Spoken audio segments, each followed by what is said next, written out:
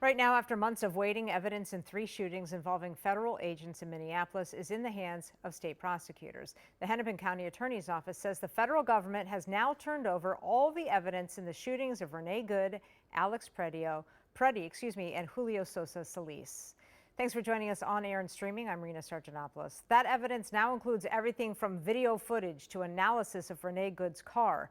Raya Katene has a look at what prosecutors now have and breaks down the next steps with a legal expert. Raya? Well, Rena, the state sued the federal government back in March for refusing to share the evidence in these shootings. And today, the Hennepin County attorney said she and other local and state authorities now have all of the evidence, but it's still not clear if the federal agents involved in Renee Good and Alex Preddy's cases will be charged. Though if you remember back in May, the Hennepin County attorney's office did charge the agent involved in the case of Julio Sosa Solis with assault and falsely reporting a crime.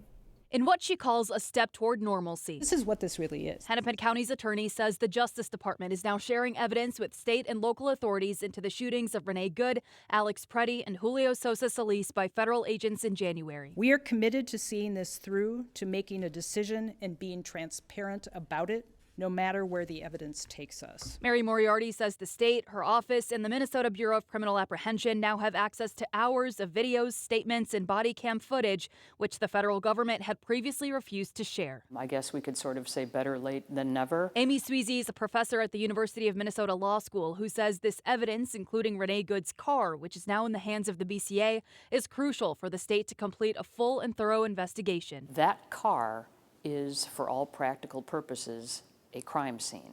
And without access to a crime scene, it's very, very hard for law enforcement, whether they're the state or the federal, to determine how fast was the car going? Is there any information they can get from the computers inside the car? Sweezy was previously a prosecutor in the Hennepin County Attorney's Office for 28 years, during which she says she'd never seen a similar case where the feds refused to share evidence. Part of the reason it's so important for the federal government and state governments to work together in these investigations is that often the federal government has resources that state government doesn't have.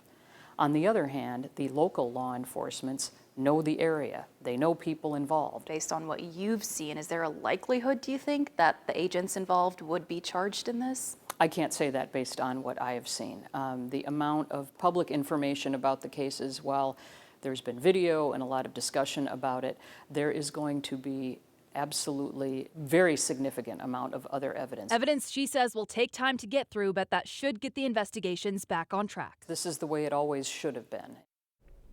We did hear from the attorney representing Renee Good's family through a written statement today. He says the transfer of evidence is a, quote, meaningful step towards justice and accountability. I did also reach out to the Department of Justice, Homeland Security, and ICE today. We have not heard back, Rena. All right, Raya. Thank you.